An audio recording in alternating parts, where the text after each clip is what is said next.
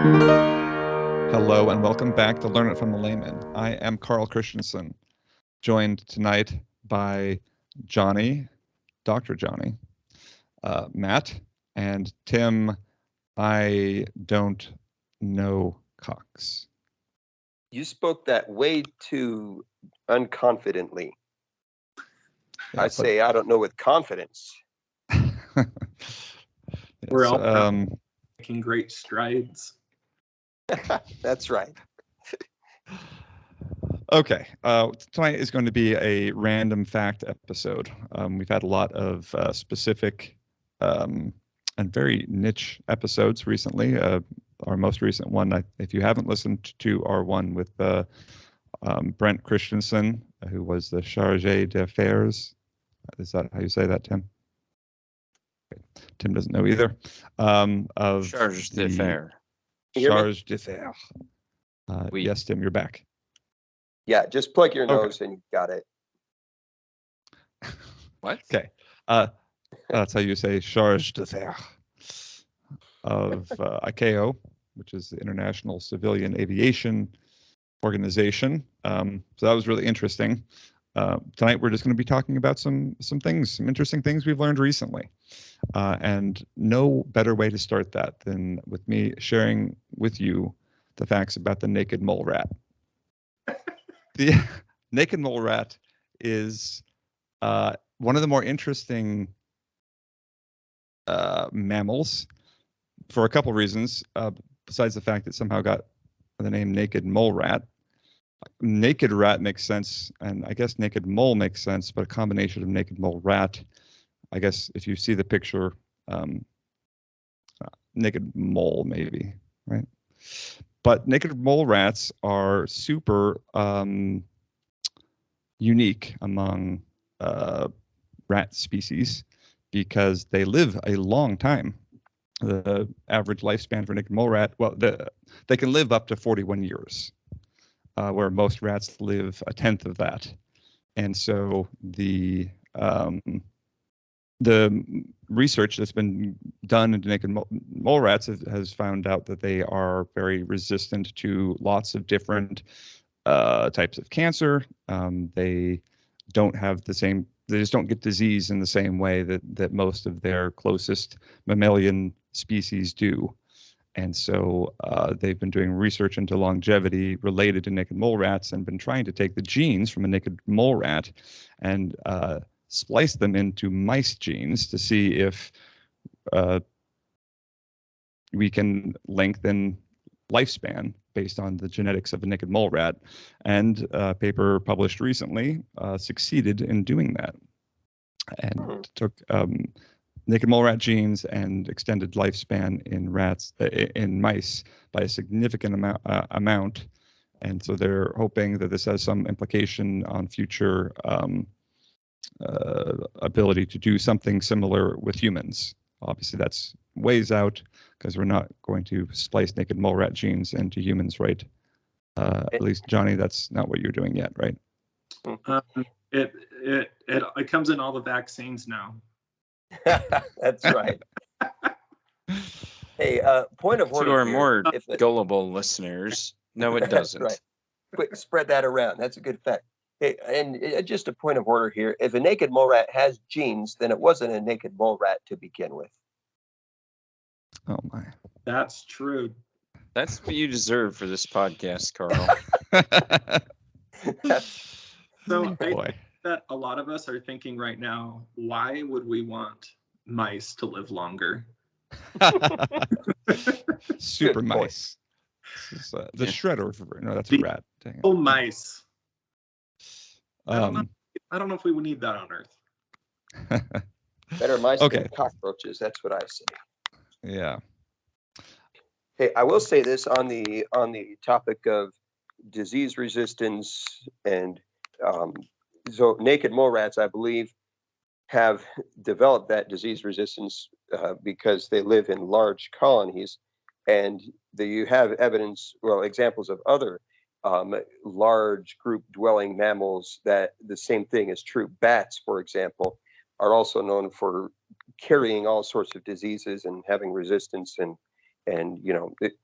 So, which is one reason why sometimes, plagues jump over from bats into humans. It's a breeding ground of disease. Interesting. Well, thanks, Tim. Your mouth, Tim. That's why I welcome all bats into my house. Bats are cool. I mean, I wouldn't say no to a bat. Okay. The next fact. An interesting fact to go along with like rats and mice. Okay. So there are some really cool adaptations that mice have made that allow them to live in the desert. So when you break down any type of carbohydrate, you actually produce water as a byproduct. So these mice, even though they don't drink any water, like in their entire lifetimes, they don't need to, because they're producing enough water just from their breakdown of the food that they're eating to keep them hydrated, which is pretty wild. Wow. That's pretty cool. Is that something that we can splice into humans as well? No, because we are much larger. Sorry. So it can only be done kind of on a small scale, or at least to effectively make it not unnecessary to drink water. Yeah, exactly. It has to be a small animal to be able to do that. Because the amount of water that you make from metabolism is not a ton. And for a big, mammal like a human, we are breathing off a lot of water, and we're losing a lot of water that way. And then we lose water with sweat and urination and defecation and all the Asians lose the water. All the Asians. We just lost a substantial portion of our Caribbean listeners. Not Haitians, Tim. Not Haitians. Haitians. I will give a fact about Haiti in just a bit. Oh, okay. Well, let's get to Matt first. Matt had one he wanted to share. Yeah, following up to that. Okay, so pirates and piratey type people. Who's the most famous pirate that you know of? Blackbeard. Jack Sparrow. Did somebody say But you Black have Jack? heard of it. Yeah, Blackbeard, Edward Teach. Yeah, Johnny, was that what you said? Yeah, I said Blackbeard. Yeah, so how many people did Blackbeard kill? Ooh. Anybody 7. know? Turns 2. out the wild and crazy fact is 0. He is never recorded as actually killing or even harming another person in any kind of verifiable documents. Wow. What a righteous pirate. Well, and so this is the thing, is that pirates really preferred to use scare tactics to make a target surrender rather than actually fight them. And most of the time, if they did end up fighting, it was terrible. And so they would sail up to another ship, they would hoist the black flag, and the black flag meant, hey, just pull over. We're going to take some of your stuff, maybe not even all of your stuff, but some of your stuff at least. And if you just don't resist, then everything will be fine. If they didn't do that, then the pirates would either disengage or they would throw up a red flag. And the red flag meant, all right, it's on. We're doing this. And, no quarter given, all of that stuff. That was comparatively rare. But yeah, the thing is, most pirates didn't actually want to do piracy by force. It was more by intimidation. So the more you know, the more you're able to resist old-timey pirates. This reminds me of Princess Bride. The whole, legend is the Dwed Quiet Woberts. Exactly. Yeah. Just gotta feed the legend. Yep, exactly. But yeah, we could do an entire podcast about pirate facts. But most of those would be and I have to give credit where credit's due on this. These are known things among pirate enthusiasts. If you do want to learn more, there's a great YouTube channel called I think it's Golden Gunpowder, and it's all about pirate history. So check that guy out. He's pretty good. Some Swedish pirate enthusiast. Wow, Are there a lot of Swedish pirates? Or Wild Swedish and pirate crazy enthusiasts? fact number 4, there's a Swedish pirate enthusiast with a great YouTube channel. Are we at 4? I don't even know where we're at here. Yeah, sure. Okay. All right. Well, that's I will add that to my list of pirate facts. You have a list? It is. I will start a list of pirate facts. That will be number 1. Get on that. Okay, Tim, you had a fact about something. Yes. Okay. So let's segue with pirates. You may have heard of the island of Tortuga. As it turns out, Tortuga, a Caribbean island, and many of the other islands in the very southern edge of the Caribbean Sea are actually desert climates.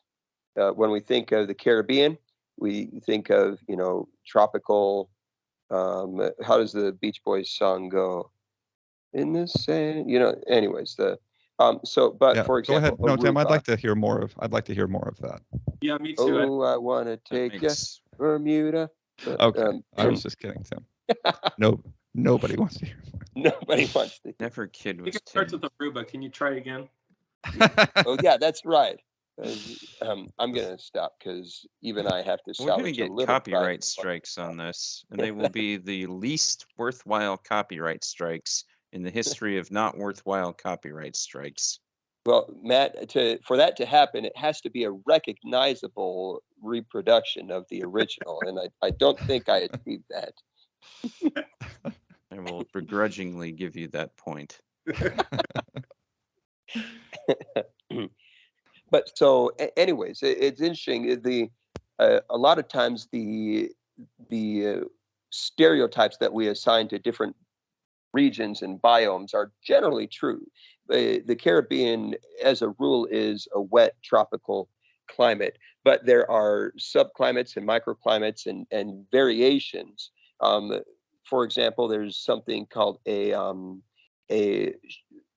oh shoot, I just lost it, like a rain shadow or something. But this happens in Hawaii. It happens actually in Haiti, where mountains on an island will catch the water, and the windward side of those mountains is lush and green. It's dumping rain all the time. But the I guess leeward, am I right? The other end that's not blowing, the wind is blowing past, all the water is getting emptied by the mountain, driving the air up. It cools, it condenses, it falls as precipitation, and then what comes on the other side is dry. So there are spots in Haiti that are quite dry, and there are parts in Aruba and Tortuga and some of these other islands in the very south, Curacao, that are they got cactus, they're dry. It's because of the trade winds and the way that it blows, and the fact that the wind coming off the South American continent is hotter, and there are cool water upwellings in the Southern Caribbean. So it just creates these little microclimates where you got deserty landscape. Kind of interesting. Caribbean deserts. Yes. It's really interesting. I know. Just as a parting fact, anyone care to guess the most populous island in the Caribbean? Jamaica. That would be Nope. my Or I should say most populous nation in the Caribbean. Trinidad and Tobago. Don't know. Nice. Haiti, which surprised me to learn. I should have guessed Haiti. That's right. You should always guess Haiti. This is large. It was also the only nation to be formed as a result of a slave uprising, which is kind of cool. But anyways, yeah. Okay, that's probably. Oh, okay. Sorry, I'm going to give the rest of my facts because I had another one that I want to share. But this one we have to go to the Mediterranean for. So we got to come back around, Tim. You can't just take Oh, everyone's. All right, I'll say a little teaser then. I'll just say, if you've got a map open, look at the coastline of Croatia. Okay, more to come. What a teaser. You know? That's Arnold right. rules this podcast with an iron fist. Did I say love- rule or ruin? I don't know. That's my job. We both share the responsibility of whatever this thing is. That's right. I don't accept that. I said both. I meant me and Tim. Johnny and, Oh, and Matt generally allowed. don't claim membership in this anyway. So Johnny still Carlos, hasn't told we any of band his up. family members. We're what you call accessories. Okay. I'm embarrassed by my friends. As well, you should be. As well, you'll be more embarrassed after this podcast. Okay, Tim already got us kind of going international. I'm going to take us more back to the United States, but this has international implications. So I had an international trip a few months ago, where I ended up flying through Paris. I ended up in Paris for a couple of days as well, but Just casually bragging about his international trips to Paris. these are infrequent. I had a and trip where I ended up in Buckeye. Buckeye? What? Okay. Sorry, just trying to bring it back down to layman level. Yeah. Well, I think as a layman, as flying, budget airlines and things like that, we're flying on the low man airline on the totem pole. And so we get into Paris. Well, actually, it's the morning that we're supposed to fly out. We're flying from Southern California to France. And I get an email saying, due to the strike in Paris of the air traffic controllers, flights are being canceled. Your flight has been canceled. Good luck. And it was a pretty unfortunate email to get the morning that you're planning on leaving on a trip. Things ended up working out, but the point of the fact of this is I found out as a result of that so the whole French strike and relationships of air traffic controllers to the government in France, I don't know a significant amount, so I'm not going to speak to it. But I subsequently have talked to air traffic controllers in the United States, and one I spoke to earlier this week kind of gave me the lowdown on what the situation is in the United States with air traffic control, and it's not great. This friend of mine who's currently working in the field said that he routinely works 6 days a week, average of somewhere between 50 and 55 hours a week, and he doesn't have the option to say no.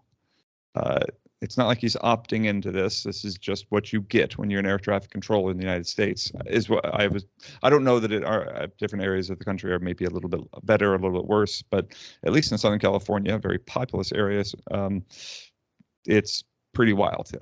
And as a result of the 1981 strike in the United States of air traffic controllers, where President Reagan ended up firing, and the FAA fired a lot of air traffic controllers and made it illegal to strike.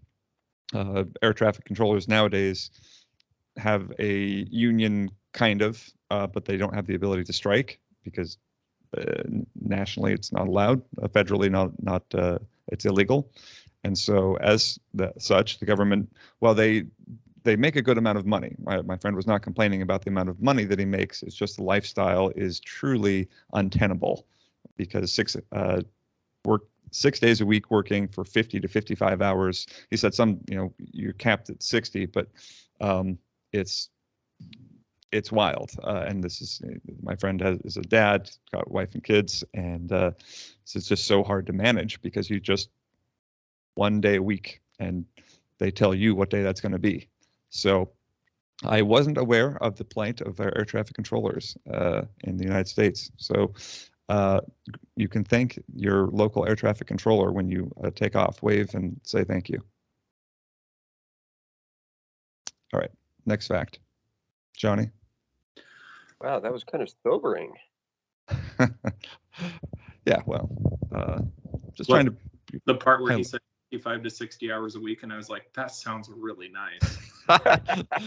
Little known fact: doctors also work a lot, but Oh man, I have no other facts. Johnny's factless. Little known fact: Dr. Johnny, has been working. No, Johnny, pediatrics. How long is residency? Let's make that the fact. Residency for pediatrics is 3 years, and residency is always after 4 years of medical school. And if that doesn't sound bad enough, how many tests do you have to take to become a doctor, Johnny? After medical school, when you think tests end? You take, well, there's like some boards that you take during medical school, but then there's like 3 or 4 tests that you take after, and they're very expensive, like thousands of dollars to take. And one of them is 2 days, and it's like 6 hours each day of just testing. That's fun. Yeah, it sounds like a blast. Can we stop with the depressing facts and do All right, let's go with a happy fact. Matt, do you have more pirate facts? I've got, okay, I'm gonna cut in. I've got another fun geography. I was on fact. mute. Oh, I'll yield the floor if you want, Matt.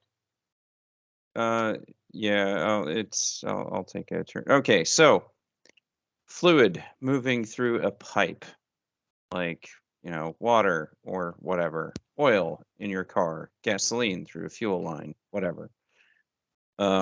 What is the speed of the fluid that is touching the wall of the pipe? Well, it turns out that it's not dependent on pressure or anything like that. It's just zero. The speed of the fluid that is in direct contact with the wall of a pipe is always zero, and that's called a boundary layer. So if you're slurping soda up through your straw, be aware that there's a little bit of soda that is actually not moving at all, no matter how hard you slurp up that straw. Interesting. Reminds Now, me. sorry, go for it. Brain. Sorry, mine's not like super relevant. Well, relevant maybe, but Tim, did you have an actual meaningful comment? Yeah, well, I was just going to ask, is that due to, I guess, is that like, I don't know, is that the hydrogen bond thing, or is that just straight fiction? It is just the nature of fluids. Okay. And we will discuss more about that when we do the basics of fluid dynamics, which we'll never actually do, but maybe Teaser. we will someday. Yes. Yeah, my comment was going to be that one of my pet peeves in life is like what I call the container tax, which is anytime you put a substance that isn't just, well, I mean, even water, but mostly like your peanut butter and your, these substances where you end up losing a percentage of the thing that you purchased because it's in a container and you can't get everything out of these containers. I want my money back. You beg to differ. Yeah, so the fact of zero velocity around some kind of pipe transporting a fluid, as it translates to the amount of peanut butter that you can't retrieve from the jar, only comes into play in the consciousness of your average layman if you're a massive tightwad. Yeah, that's Tim though. Tim's. You bet, and proud of it. Well, that was we had college superhero names, and Tim was the tightwad, right? Anyway, that's right. Yeah. All right. How many facts was that? Is that 5 or 8, 9? 4. If you include the subpar facts, we're probably close to 10. Okay. All right. Speaking of Tim, are you facts, ready okay, go ahead, Tim. to do yours? Yes, that's a perfect segue. All right, you're ready. Okay. All right. So, did you know that you are not ready? The letters in random fact can be rearranged to To say Voldemort. craft. Dang it, Carl. Can they be rearranged to ready up? Oh boy. Okay, craft nomad and card phantom and Why are we still doing this? I thought you had an actual fact. okay, well, I'll give you an actual fact now. Before we so go to the coastline of Croatia. And if you look closely and zoom in on the kind of about 3/4 of the way down southward towards Montenegro, you'll see that Bosnia and Herzegovina has this tiny little snippet of coastline that cuts the Croatian coastline. So if you were driving south on the Croatian coastline, you would leave Croatia for about, I don't know, 3 miles, drive through Bosnia and Herzegovina for those 3 miles, and then re-enter Croatia. And so it's like one of the world's shortest coastlines, and it's just this weird, bizarre thing. And I don't understand exactly why, but I think it has to do something with like the history of the colonization in that region of the world, where the Ottoman Empire and the Austro-Hungarian Empire and different things that would go on. So anyways, it turns out that legacies of colonization have left strange imprints in the national boundaries of countries all over the world. So kind of interesting. If you zoom in on maps, you start to see really weird things. Like where Timbuktu is, Tim? Yes, Timbuktu, which is clearly the capital of Alberta province in Canada. Oh, I thought that was your bank account. We've derailed again, Timbuktu. which is impressive that we're literally doing a podcast about random facts. and we can't stay on task. Yeah. Well. So have- Okay. Bosnia-Herzegovina, I apologize. Bosnia-Herzegovina coastline. That is an interesting fact. All right, what have we got next? All right. Mine's going to be about computer science. I think we'll each share one more, and then we'll put the audience out of its misery. Wow. Grim. Just let Carl know in the comments where to send the care packages. Okay. Regular expressions. These are something that I don't think the layman knows much about. And they should. And so essentially, if you've gotten in a situation, and the place where you probably use these most often is when you're searching for a word or a phrase, maybe in a document, maybe online. Generally, Google does this type of thing for you, but these can be way more powerful than what, like if you're looking for the word mechanic and you also want mechanism, something like that, or if you want a particular phrase, like researchers previously discovered, but you also want researchers previously found, just different variations on something. Let's say you're looking for a particular phrase to quote in a paper that you're writing.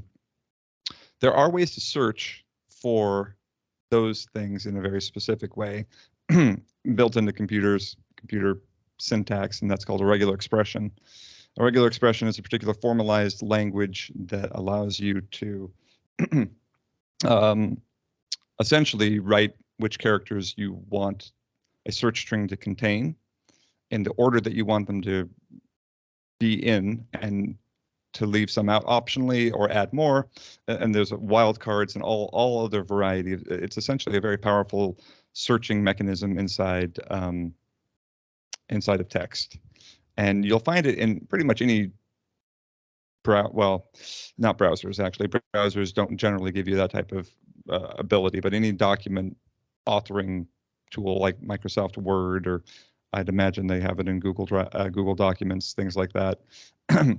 You have some type of variation on what's called regular expression.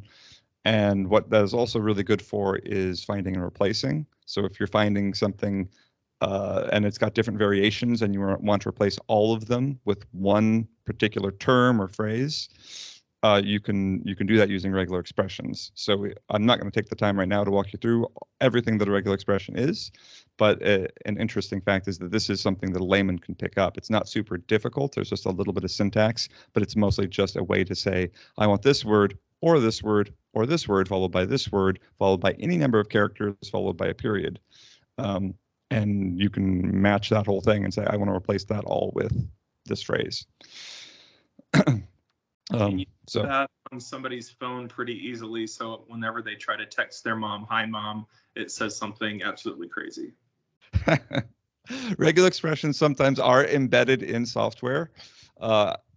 Very often in like formalized languages, you don't have a lot of uses for regular expressions because you have other software abilities. But yes, essentially, my short answer to that question is I could do that. Yes, I will. Ooh, No, you I think we've got an assume April here. Fool's prank. What was that, Matt? We're assuming that the layman, when you say anyone can do this, it just takes some syntax. We're assuming that people know what the word syntax means. Yeah, that's where he went. All right. Well, I'm Some just. syntax and regular expression in the motherboard. Whoa, that was deep. Yeah. I think we lost a little bit when we went to motherboard, but yeah. Anyway, worth looking into if you want, some basic ability to like, match. We've all run into situations like this before. Is what I'm saying. Okay, that's my somewhat interesting fact. All right, Where we at now? I'll share mine. Okay. So this is for my beloved home state of Arizona. Did you know that the word Arizona actually is I think there's some debate or discussion, but the most widely accepted theory is that the name Arizona comes from a Native American language and it means little spring. So there you go. So, What and that kind of spring is Wild getting and crazy littler. Arizona facts. That's Did right. you know What was that that, Johnny? Arizona is widely recognized as a desert climate? Breaking the barriers here. Did you know that California has a coastline? Oh boy. Oh, wait, wild and crazy fact. Guess what? The population of the metropolitan Tokyo area is only like 2 or 3 million less than the entire population of California. Wrap your brain around that. Wow. That's crazy. Yes, wild. nuts. So did you know that Alaska is more than twice as big as Texas? So if they Really? cut Alaska in half, then Texas would be the third largest state. Whoa. I'm not hating on Texas. I'm just saying everything might be bigger than Alaska. I think that's healthy for Texans to hear. Okay, I actually have a couple of cool facts. One of them is about the language Finnish. So despite it being in Scandinavia, Finnish does not follow the grammatical. In fact, it's kind of like its own language. It's not anything like Russian, which Russia borders one side. It's not anything like Swedish, which Sweden borders the other side. It's not anything like any of the other Scandinavian languages. It's most closely related to Hungarian. And they're both very, very strange languages. So, and That's they both, cool. it makes you sound very angry when you speak it. Like, that means I love you. Nice. All right. I like that one. Good one. Except I think we just lost our Hungarian and Finnish listeners. No, So I love Finland. Where would we be without saunas? Finland is awesome. I'm all about Finland. Really? Yeah, totally. But other facts about stuff and things. That is the title of this podcast. Yeah, indeed. Okay, ready for mine here? Yeah, shoot. Okay, if you put a satellite out in space, how much of the Earth, what's the maximum amount of terrain that satellite can see from out in space? Are you trying to elicit like I half guess the I'm globe? not saying this right. Three quarters of the Earth. What's the maximum portion of the Earth that can be seen from a single satellite in space? My guess is half. Three That's- quarters. Interesting. So Somebody said 3/4. it's got to be less than half, because you're going to have to, like, the index of refraction of the atmosphere or something isn't going to allow you to see the whole thing. Okay, let's not get all scientific here, but Okay. yes. Yeah, it has to be less than half. Imagine What? Can I ask really quick why Tim thinks you could see 3/4? Does Tim believe the Earth is flat? I don't want to know. Well, if you I have just three accept he quarters on the believes that. ground, that's actually not all that much. Yeah, but I mean, imagine like if you have a beach ball just right in front of you and you put your eyeball right up to the beach ball, how much of the beach ball can you see? Only what's directly in front of you, right? Or Correct. only what's directly in front of your eye, and it's not going to be a very large portion of that ball. Now, if you move the beach ball away from your eye, you can see a larger and larger bit of the surface. But no matter how infinitely far you move that beach ball away from your eye, you'll never actually get up to the halfway. Most that you can see from a single point is just under half. Mathematically, it has to be less than 0.5. Be really close to 0.5, but it has to be less than 0.5. So, well, Uh-huh. crazy fact. In general, satellites in low Earth orbit really can't see a whole lot, and that's where we put our imaging satellites. You know, for your Google Earth images and all that stuff.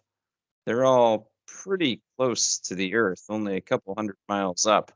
That's like, I mean, that's having your eyeball a couple millimeters away from the surface of that beach ball. That is a relative scale. So maybe not millimeters, but you know what I mean. It's very close. So wild and crazy fact: you can't see everything from space. Not even 3/4 of it. Not even 1/2. Dang it. I know. I mean, if it was 3/4, I mean, we would. I I'm don't trying to even wrap want to my know mind how around we it. got there. I just I was chased a thinking, ball. actually, if you want to know what I was thinking, like, as you in a full orbit, how much of the Earth would you take in and be able to see? Like, not from one moment. And maybe Okay. I should have phrased that from a single point in space, you can see up to less than 0.5. Okay. But Tim yes, has a that is actually why. relatively, yeah, And you know, we get relatively around it by plausible. having satellites that do move around the Earth in orbits, as science dictates that they must.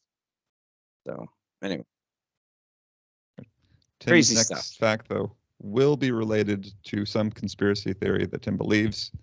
Go ahead, Tim. Did you know that the Earth is supported on the back of a turtle? I think I watched that movie recently. That's right. That's an homage to Terry Pratchett. You should go read a Terry Pratchett book now. I'm probably Discworld. not going to do that, but that's okay. I thought you were talking about the movie Strange World. Oh, I haven't seen that one, but is that happen in it? It's Well, I just gave away the entire thing, so sorry. Johnny. There's your fun fact. So one more Okay. fun fact from me. I think I've shared this before, but I always find it fascinating. The only thing that your brain, that you have control over in your body, that you can actually control, is your skeletal muscles. Your brain controls everything else automatically, like how much your pupils constrict and how you digest your food and your heart rate and blood pressure and electrolyte balances. All that is like all done automatically. The only thing we control is the skeletal muscle and our thoughts sometimes if you don't have ADHD. So wait, are eyelids skeletal muscles then? Yeah, you have skeletal muscle around your eyes that allows you to blink. Huh. But eyes are interesting because they're also controlled involuntarily, right? So is it kind of both for them? Some parts of the eye. So your eye movements are all done with skeletal muscle. The constriction of the pupil and the focusing of the lens in the eye, that's all done automatically. Okay. That is a wild and crazy fact. Yeah. I like it. So you're basically just a mech that, like, your brain is controlling like a bone and muscle mech, which is kind of weird. I've been told especially that when my you put it that personality- way. Yeah. What was that about your personality, Tim? I said I've been told that my personality is like a mech. Is that by your students? Because I don't think they know the word mech.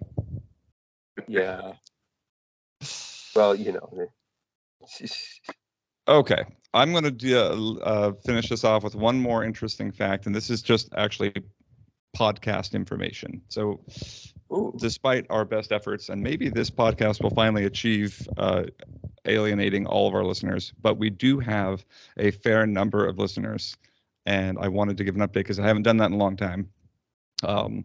We have all 50 states that listen in every month. I guess special thanks to California because they're our biggest listener, and that's where I'm from. Per capita, are they? That's a good question. No, I don't believe per capita. I don't know. I don't know. It's one listener in North Dakota. That's like a huge percentage per capita. Well, we actually have more than one North Dakota. So that's North Dakota wins. My favorite, and I've mentioned this before, we have a Tasmanian listener, at least one, maybe a couple Tasmanian listeners. Ooh. And I mean, I don't play favorites, but they're my favorite. So Tasmania is cool. Yeah, and Northern Territory, which is also just like an uninhabited area, almost uninhabited area in Australia. Yeah, someone listens to us there as well. So what about the one in Canada? Is that Northwestern Territory? Yeah, we're Northwestern Territories sometimes tune in. I think they try to avoid us though. And then Yukon Territory is the one area where we really have no one at all. Maybe if we did a podcast on gold prospecting. What would they have to learn from us? They would listen to laugh at our, I do specifically the German. So we have all of Germany, every province in Germany, every state in Germany listens to us. So that's impressive. Thank you all, Germans. Slaplecker. I think that's a different language. Das ist ausgezeichnet. That's right. Hey, Johnny? 9. We have a large portion of Swedish listeners, Johnny. Very nice. Välkommen. As opposed to Switzerland, which you did definitely not mix up earlier today. Well, SW something. Alla ni från Sverige. Anyway, just worldwide listeners, and it's really fun. We have something like 15,000 followers on Spotify. So if you want to share this with someone, that's probably the place to do it, just so they know that we actually do have listeners. Matt tries to offend Apple listeners every time he gets on. So good habit. Yeah, I mean, if you're going to self-abuse yourself by using Apple products, nothing I can say is going to make a difference. Sorry. Okay. But yeah, it's a worldwide podcast. We'll have our next podcast is currently scheduled to be one about entrepreneur. We have an entrepreneur coming on. She has experience in art and turning that into a working business. So look forward to that. Yeah, we'll be back again next podcast. Thanks.